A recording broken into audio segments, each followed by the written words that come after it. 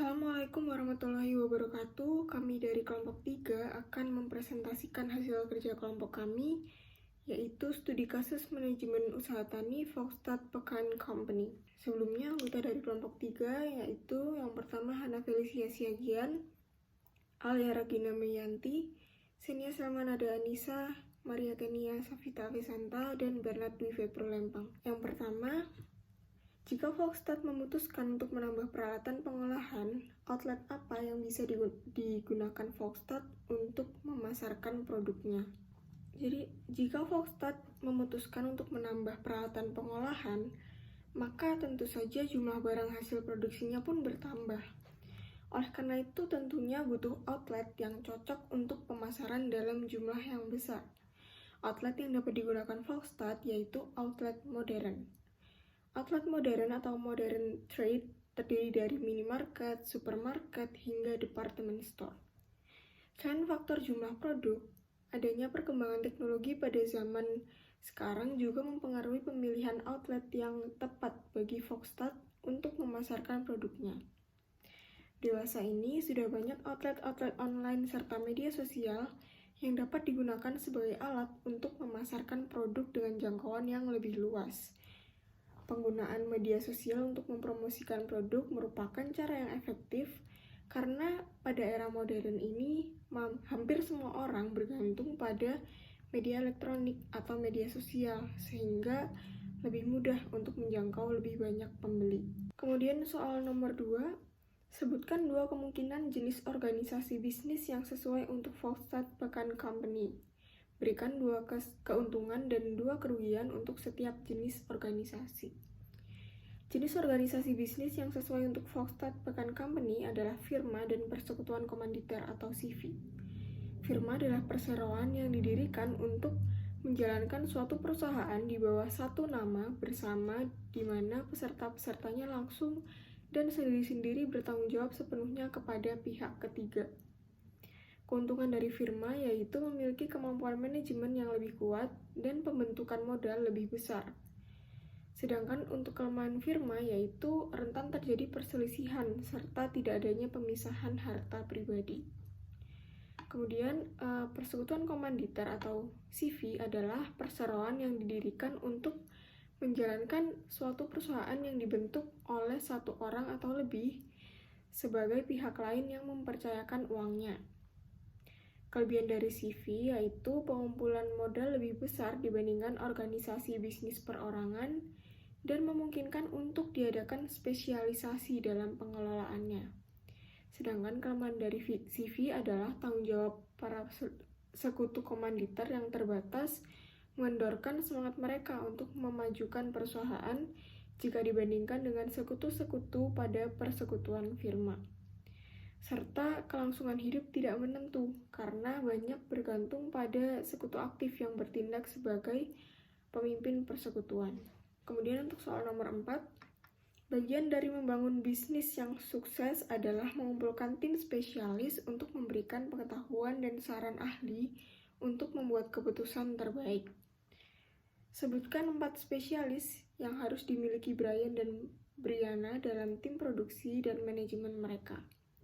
Keempat spesialis tersebut yaitu spesialis produksi, spesialis pemasaran atau marketing, spesialis administrasi dan keuangan, serta Human Resource Development atau HRD.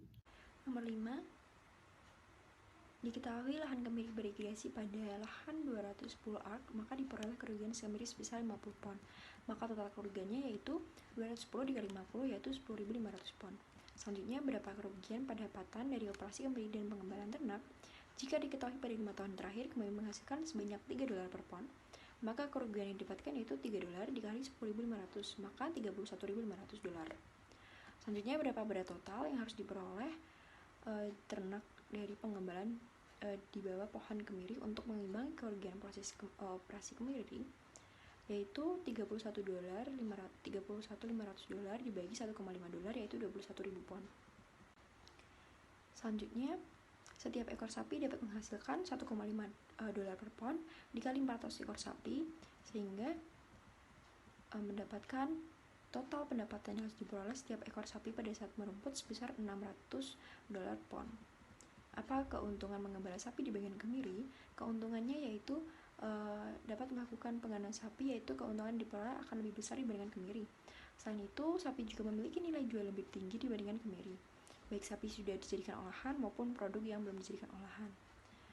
Selain itu, kekurangan pengembalaan sapi dibandingkan kemiri, kekurangannya yaitu dibutuhkan modal biaya produksi yang dikeluarkan cukup banyak. Dalam melakukan pengembalaan sapi dibutuhkan lahan yang lumayan besar juga untuk menempatkan sapi tersebut.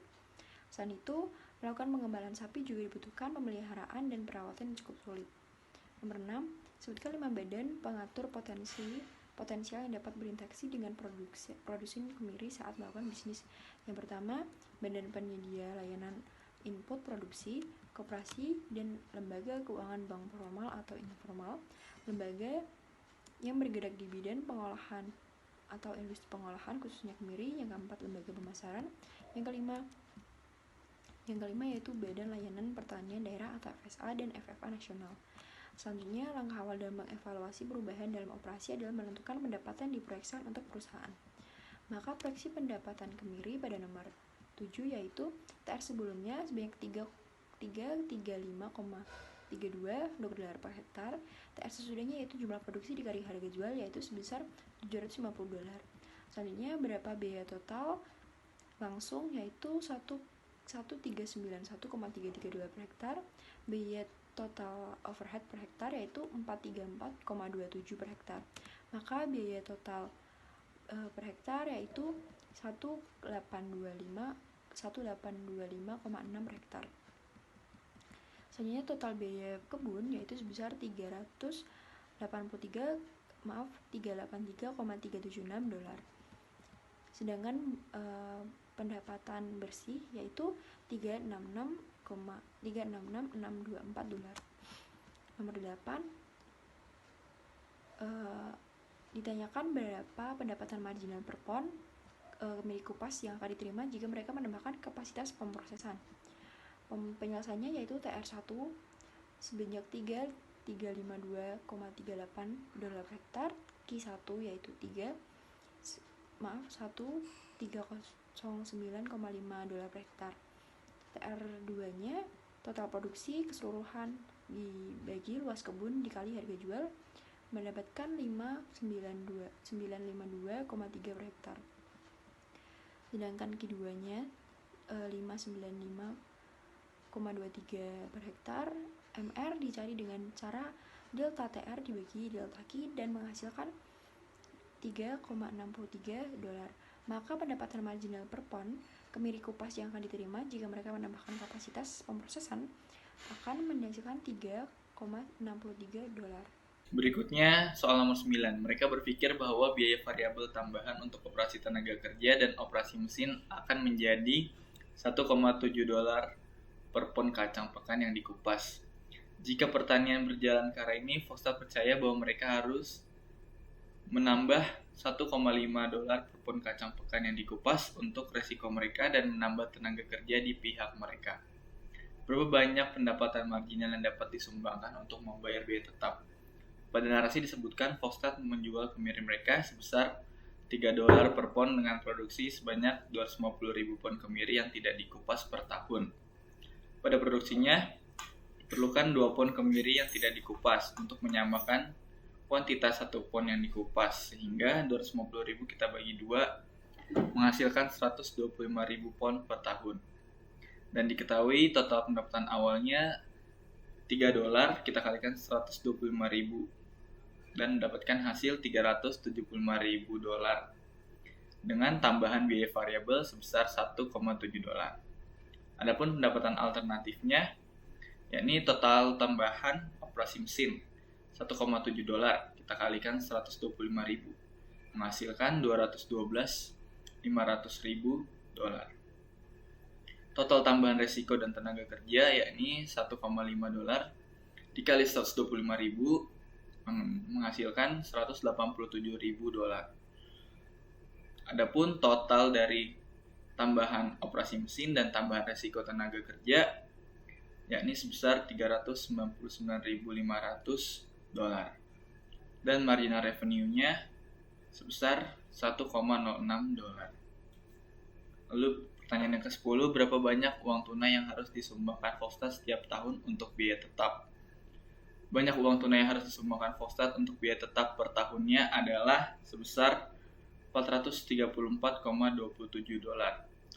yakni biaya tetap terdiri atas pajak real estate, asuransi pertanian, biaya untuk profesional atau tenaga kerja, penyusutan mesin, depresiasi bangunan, biaya lain. Lalu soal yang ke-11, berapa banyak hutang yang dapat ditanggung oleh Volstad dengan pendapatan ini? Beberapa hutang yang ditanggung oleh Volstad yakni sebesar $419,384 pada tahun 2017 dan $414,287 pada tahun 2018. Lalu pertanyaan yang nomor 12, sebutkan 4 faktor resiko yang harus dipertimbangkan oleh Volstad jika mereka melakukan hal tersebut. 4 resiko yang harus dipertimbangkan oleh Volstad, yakni yang pertama adalah resiko pelunasan hutang, lalu yang kedua adalah resiko penurunan saham, ketiga beban keuangan perusahaan, dan keempat peningkatan beban pengeluaran. Selanjutnya adalah nomor 13. Sebutkan 4 faktor penghargaan yang harus dipertimbangkan oleh Volstad jika mereka melakukan hal ini. 4 faktor penghargaan yang harus dipertimbangkan oleh Volstad jika melakukan hal tersebut adalah program perusahaan, capaian prestasi kerja, senioritas, dan juga panduan insentif. Jika Volstad ingin meningkatkan margin keuntungan mereka, maka perusahaan dapat menambahkan kemampuan untuk operasi mereka dengan meningkatkan kinerja sumber daya manusia, di mana dengan adanya harapan agar segala tujuan dari organisasi tersebut dapat tercapai secara maksimal. Tentu saja, Volstad juga harus mempertimbangkan penghargaan bila perusahaan mengalami peningkatan margin karena sumber daya manusia yang bekerja dengan optimal, sehingga menghasilkan keuntungan. Capaian prestasi kerja merupakan indikator bagi perusahaan untuk memberikan sistem promosi jabatan bagi sumber daya manusia. Dengan adanya promosi jabatan, karyawan akan merasa dihargai, termotivasi dalam bekerja, dibutuhkan, diperhatikan, dan juga diakui kemampuan kerjanya, sehingga mereka akan menghasilkan output yang tinggi. Selain itu, senioritas juga menentukan promosi jabatan. Karyawan yang masa kerjanya paling lama adalah karyawan yang paling berhak untuk dipromosikan jabatannya karena sudah bekerja dengan maksimal. Panduan insentif juga merupakan faktor penghargaan yang harus dipertimbangkan karena panduan insentif merupakan pemberian dari perusahaan di luar gaji bagi sumber daya yang bekerja. Selanjutnya itu nomor 14, yaitu aspek penting dari manajemen adalah memastikan bahwa semua karyawan dan orang yang mengunjungi lokasi peternakan tetap aman. Sebutkan 5 bahaya keamanan yang harus dipertimbangkan oleh petani kemiri saat mengelola karyawan mereka. Nah, 5 bahaya keamanan yang harus dipertimbangkan oleh petani kemiri saat mengelola karyawannya, yaitu yang pertama adanya bahan kimia. Bahan kimia dapat berbahaya bila terhirup atau berkontak langsung dengan manusia. Contohnya seperti pestisida dan juga herbisida yang diberikan dan juga dapat menyebabkan cedera seperti luka bakar, penyakit pernafasan, dan juga keracunan. Nah, bahaya keamanan lainnya yang kedua yaitu listrik, di mana bahaya yang diakibatkan seperti adanya saklar, kabel, mesin, atau saluran listrik yang rusak. Yang ketiga yaitu mesin. Bahaya yang ditimbulkan dari mesin seperti adanya traktor tanpa struktur pelindung, poros power take-off, gergaji mesin, sepeda motor dan mesin dengan bagian bergerak yang tidak dijaga, terjatuh dari sepeda motor, mobil pengangkut, dan juga traktor yang dapat menyebabkan cedera yang besar. Nah, selanjutnya yang keempat yaitu air. Bahaya air yang beracun dalam pekerjaan juga menimbulkan bahaya keamanan. Serta adanya air yang tidak bersih dan tercemar juga merupakan bahaya yang dapat mengakibatkan hal yang buruk bagi sumber daya manusia. Nah, yang kelima yaitu bahaya keamanan lainnya yaitu cuaca, di mana adanya bahaya dari sinar matahari, sengatan panas, pencahayaan atau penerangan yang menyebabkan kerusakan penglihatan. Selanjutnya, nomor 15, yaitu sebutkan 6 kemungkinan bahaya produksi alami untuk operasi kacang pecan ataupun kemiri. Nah, kegiatan pertanian itu bergantung besar pada cuaca, iklim, ketersediaan air, kesuburan tanah, dan juga topografi. Nah, 6 kemungkinan bahaya produksi alami untuk operasi kemiri adalah yang pertama, banjir, di mana diketahui bencana banjir akan mempengaruhi kondisi lahan pertanian tanaman yang ada di daerah terdampak. Nah, yang kedua yaitu kebakaran. Kebakaran dapat mengakibatkan lahan yang berpotensi bagi pengembangan pertanian menjadi terhambat. Lalu yang ketiga yaitu kekeringan. Jika terjadi kekeringan, maka sumber air tidak dapat tercukupi dengan baik dan juga lahan pertanian akan mengalami dehidrasi. Yang keempat yaitu badai. Badai mengakibatkan kerusakan pada alat-alat pertanian dan juga dapat menyebabkan adanya gagal panen bagi hasil pertanian. Yang kelima yaitu penyakit. Penyakit pada tanaman atau penyakit apapun dapat menurunkan produksi pertanian dan juga menyebabkan adanya gagal panen. Nah, selain itu terdapat juga hama yang kita ketahui bahwa dapat menurunkan produksi pertanian dan juga menyebabkan adanya gagal panen. Nah, hal-hal tersebut merupakan kemungkinan bahaya produksi alami untuk operasi kemiri di mana selain dari hal tersebut dapat menyebabkan kerusakan pada alat-alat pertanian, gagal panen, dan juga cedera pada pekerja lahan yang mengakibatkan terhambatnya produksi dan operasi kemiri. Nah, selanjutnya adalah nomor 16. Sebutkan 6 kemungkinan bahaya produksi buatan manusia terhadap operasi kemiri. Dalam studi kasus tersebut, 6 kemungkinan bahaya produksi buatan manusia terhadap operasi kemiri adalah yang pertama, yaitu strategi pengelolaan yang berbeda dengan tanaman tahunan tradisional. Strategi pengelolaan yang berbeda dengan tanaman tahunan tradisional dapat menyebabkan bahaya produksi. Kenapa? Karena dapat mempengaruhi pertumbuhan tanaman dan juga mempengaruhi keuntungan yang diperoleh dalam memproduksikannya. Yang kedua yaitu perpindahan penggunaan irigasi. Adanya perubahan penggunaan irigasi dalam pengelolaan produksi dapat membahayakan hasil produksi kemiri. Kenapa? Karena hal ini menyebabkan adanya banjir di sekitar lahan dan juga drainase yang kurang baik. Nah, selanjutnya yaitu yang ketiga penargetan yang salah. Penargetan yang salah dalam memproduksikan sesuatu dapat menyebabkan hasil perencanaan menjadi berubah dan juga tidak sesuai. Nah, yang keempat yaitu kesalahan dalam melakukan evaluasi potensi dan biaya. Kesalahan dalam melakukan evaluasi potensi dan biaya dapat menyebabkan perbedaan hasil yang diharapkan, kerugian, dan juga menyebabkan proses evaluasi untuk kinerja ke depannya menjadi terhambat. Nah, yang kelima yaitu hilangnya kemauan dalam mengambil alih operasi. Hilangnya kemauan dalam mengambil alih operasi dapat menyebabkan kinerja menjadi terhambat, pekerjaan yang dilakukan menjadi tidak sesuai, dan juga tidak menghasilkan kinerja yang optimal. Nah, yang terakhir, bahaya produksi buatan manusia, yaitu yang keenam, tidak merencanakan masa depan dan tujuan jangka pendek atau jangka panjang dengan baik. Nah, hal ini sangat berbahaya bagi perusahaan karena dapat mengakibatkan perusahaan menjadi sulit untuk berkembang dan juga meningkatkan persaingan dengan kompetitornya. Selain itu juga, arah tujuan dari perusahaan tersebut menjadi tidak jelas. Nah, pertanyaan selanjutnya adalah apa 4 cara yang mungkin untuk dilakukan dapat berpotensi meningkatkan pendapatan mereka. Nah, cara yang pertama adalah meningkatkan kualitas komoditas kemiri yang dihasilkan dengan melakukan pengelolaan serta perawatan intensif. Kemudian yang kedua adalah melakukan pemasaran dengan menjalin komunikasi atau interaksi langsung kepada konsumen. Nah, berkaitan dengan hal itu, segmentasi pasar itu harus ditetapkan dengan jelas dan juga tepat agar Volkswagen ini dapat memasarkan produknya secara optimal sesuai dengan kebutuhan konsumen. Nah, dalam melakukan pemasaran langsung, Volkswagen ini harus menunjukkan value atau keunggulan dari produk-produk yang mereka pasarkan dan juga dari segi internal perusahaan mereka. Yang ketiga adalah memanfaatkan berbagai media promosi. Jadi bukan hanya fokus kepada satu media atau mungkin dari promosi secara langsung di poin kedua tadi, tetapi Volkswagen harus juga mengikuti perkembangan zaman dengan memanfaatkan media sosial sebagai tempat mengenalkan kualitas perusahaan mereka sekaligus memasarkan produknya. Nah, yang keempat adalah menjalin kerjasama atau kemitraan dengan perusahaan lain untuk mengoptimalkan bisnis, mengurangi resiko, memperoleh sumber daya, dan juga tujuan-tujuan lainnya. Atau bisa juga kemitraan ini dilakukan bukan hanya dengan perusahaan, tetapi juga dengan perseorangan. Biasanya ini dilakukan dalam upaya untuk promosi produk mereka ataupun perusahaan Volkswagen itu sendiri. Pertanyaan ke-18, sebutkan 2 platform media sosial dan mengapa mereka efektif.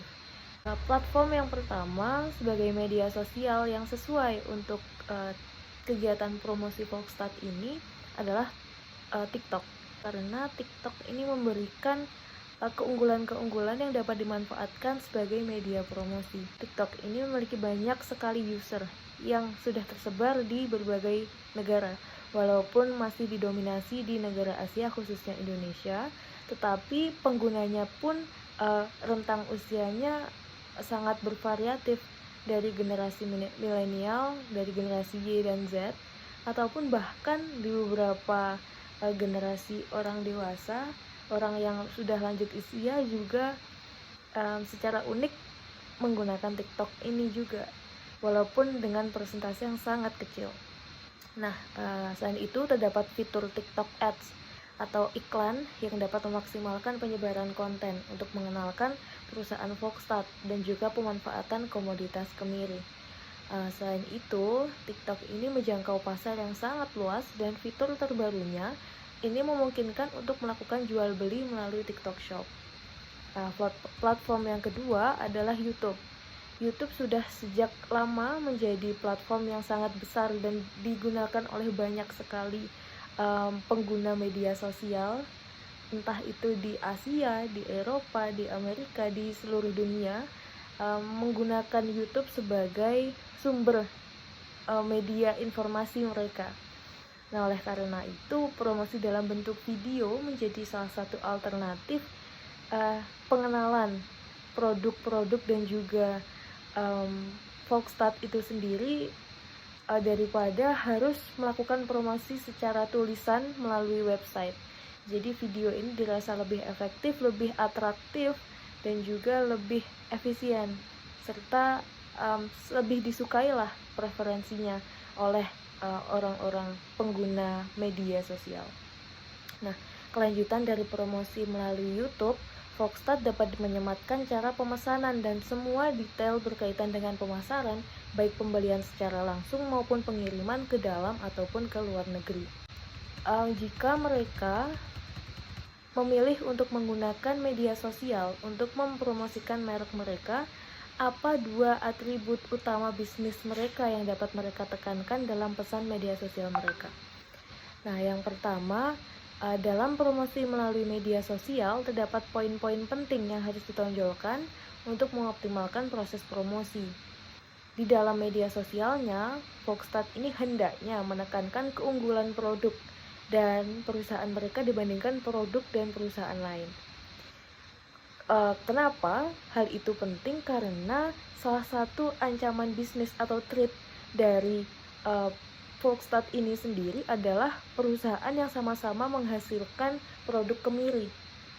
Sehingga dengan menunjukkan potensi yang Foxstat miliki, maka konsumen akan dapat melihat nih, menentukan Foxstat memiliki keunggulan yang lebih dibandingkan perusahaan lain, sehingga mereka percaya untuk melakukan pembelian ke Foxstat sebagai produsen yang terpercaya.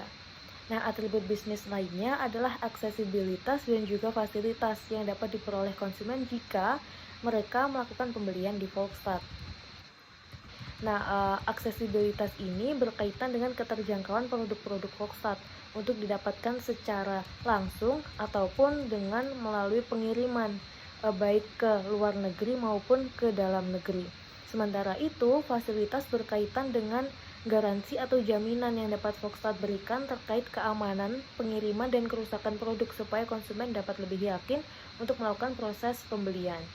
Yang terakhir, jika Anda berada di tempat Foxstat, apa yang akan Anda lakukan untuk memperluas atau meningkatkan operasi ke depan? Peningkatan operasi secara jangka panjang memerlukan manajemen yang baik dalam pengelolaan sumber daya alam sebagai input, pemanfaatan sumber daya manusia, dan juga promosi produknya. Nah, manajemen input ini dilakukan dengan pemilihan bahan tanam yang baik dan dan memastikan pengelolaan budidaya dilakukan dengan baik. Nah, pemanfaatannya harus efektif, yang mana hal itu dapat dilakukan controlling melalui manajemen keuangan. Dan juga setelah itu dapat dilakukan evaluasi apakah dengan penggunaan input-input tersebut dihasilkan output yang sekian ini pantaskah produk kemiri dikembangkan atau Foxstat harus melakukan perbaikan-perbaikan dalam alokasi inputnya. Nah, setelah pengoptimalan proses budidaya, tahap selanjutnya yang harus dilakukan adalah promosi. Nah, promosi ini hendaknya dilakukan dengan cara-cara yang tidak mainstream. Oleh karena kemiri ini merupakan komoditas mentah yang tidak semua negara tahu bagaimana cara memanfaatkannya. Mungkin jika di Indonesia dimanfaatkan sebagai bahan makanan rempah-rempah, bahan tambahan untuk masakan. Tetapi mungkin di negara lain kemiri belum dimanfaatkan secara maksimal. Nah, maka akan lebih berprospek baik apabila kemiri diolah menjadi produk yang sudah jelas manfaatnya. Misal sebagai minyak atsiri atau sebagai minyak rambut. Nah, oleh karena itu juga penelitian juga harus dilakukan nih untuk menghasilkan produk-produk inovatif yang bermanfaat dengan menggunakan bahan baku kemiri.